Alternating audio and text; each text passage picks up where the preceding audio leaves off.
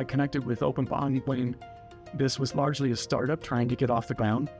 And so it was a good fit for us price-wise too. Fit the size of our company. It took a year of testing and conversation for me to be sold, largely because I'm just reluctant to engage in cloud-based services. I'm the type that want to have the control, and I want to have it local. The world is moving to a different paradigm, and I knew that there had to be something. So this was our first toe in the water of cloud-based service. We needed to have a single place where all of our catalog information was held, a single place where all of our bill of material information was held. The number one problem was we were tracking our inventory and our bill of materials on Excel spreadsheets. When you're small, you got simple products, but we had way outgrown them by the time we started using OpenBOM.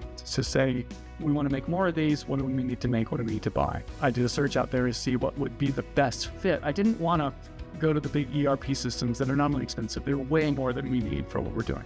So I had a very simple list of things about we needed a catalog, a single source of information. I did learn along the way that the Solidworks extraction was part of OpenBOM, which was a big bonus.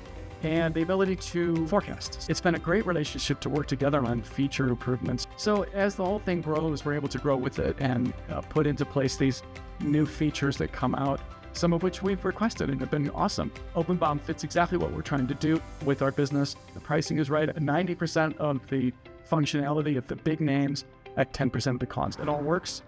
We're really quite happy with it.